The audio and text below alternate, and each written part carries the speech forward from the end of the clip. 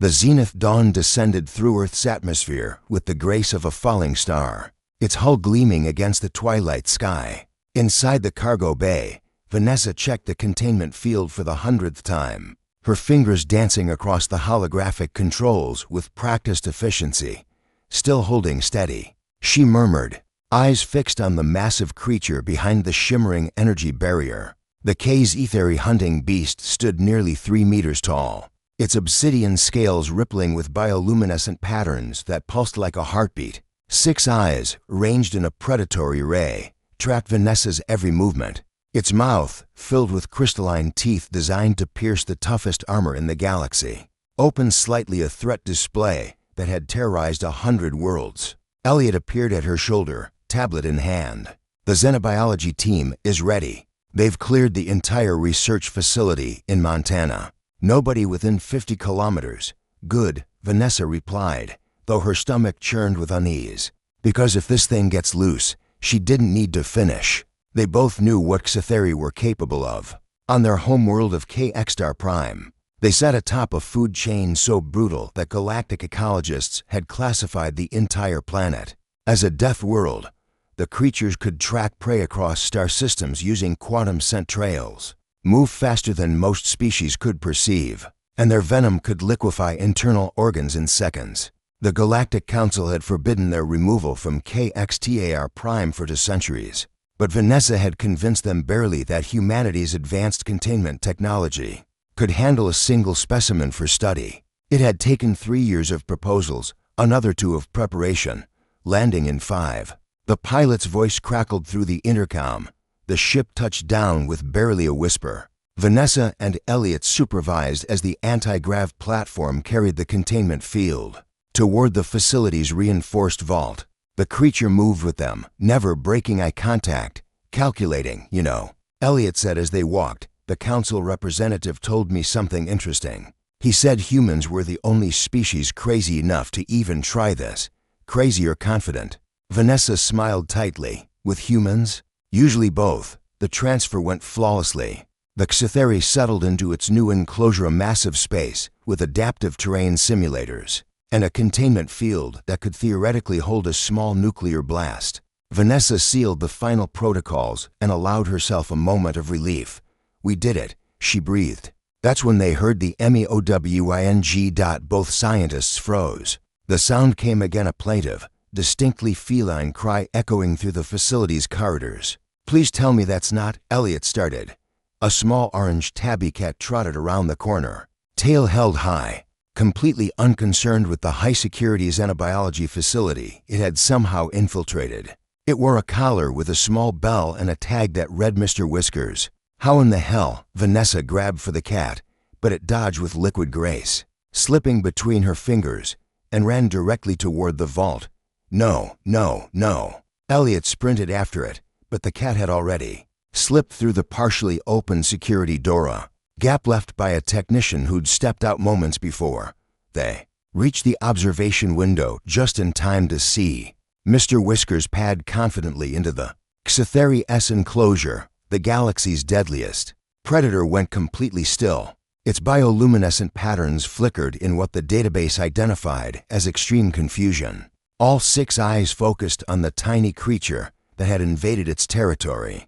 Get the emergency protocols ready, Vanessa whispered, her hand hovering over the remote sedation controls. If it's so much as, Mr. Whiskers sat down and began washing his face. The Xatheri-S had tilted. It took one cautious step forward, claws, extended claws that could shred starship hull plating. The creature lowered its massive head toward the cat, mouth opening to reveal those terrible teeth. Whiskers looked up, ears forward, and CHIRPED. What happened next would be studied by xenobiologists for the next century. The Xatheri, apex predator of a death world, hunter of hunters, terror of the galaxy, flopped onto its side and exposed its belly. Is it submitting? Elliot's voice was barely a whisper. Mr. Whiskers approached the massive creature and headbutted its snout. The Xatheri-S bioluminescent patterns shifted to soft blues and purples, colors the database had never recorded. It made a sound, a thrumming purr-like vibration that shook the containment field. "I'm documenting this," Vanessa said, fingers flying across her tablet, "because nobody is going to believe it." Over the next hour, they watched in stunned silence as Mr. Whiskers and the Xathari engaged in what could only be described as play. The deadly predator moved with exaggerated slowness, letting the cat pounce on its tail. When Mr. Whiskers groomed himself, the Xathari mimicked the behavior. Using its smaller forelimbs to clean its scales, "Run a behavioral analysis," Vanessa ordered. Full spectrum, the results came back within minutes. Elliot stared at the screen, then looked up at Vanessa with wide eyes. The Xathari is releasing oxytocin analogs. Its stress hormones are at their lowest recorded levels.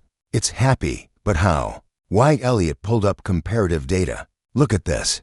Xaeter Prime has no small predators. Everything there evolved to massive sizes due to the heavy gravity and hyper-competitive ecosystem. The Xathari have never encountered anything like a cat, small, confident, predatory but non-threatening, so it doesn't know how to process it," Vanessa finished. "But that doesn't explain the submission behavior. Maybe," Elliot hesitated, "maybe it's recognizing something. A kindred spirit. Both are apex predators in their own right. Both are obligate carnivores, territorial, intelligent. What if the Xathari sees the cat as family?" Inside the enclosure, Mr. Whiskers had curled up against the Xathari's massive chest. The galaxy's deadliest predator wrapped its tail protectively round the tiny cat and closed all 6 eyes. Vanessa slumped into a chair, laughter bubbling up despite herself. "We spent 5 years, billions of credits, convinced the Galactic Council to break a 2-century ban, all to bring the most dangerous creature in known space to Earth. And it took a house cat 5 minutes to completely tame it," Elliot finished, grinning. The next morning, when the Galactic Council representative arrived for the inspection, he found Vanessa and Elliot watching the containment field in amazement.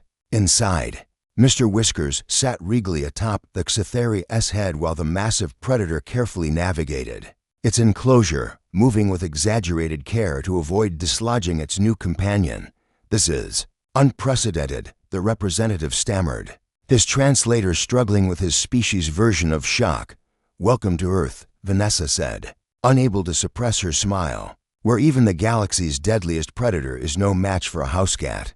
The representative made frantic notes, his appendages trembling. "The Council must know about this. Your planet's small predators. They may be the most powerful diplomatic tool we've ever encountered." Elliot and Vanessa exchanged glances.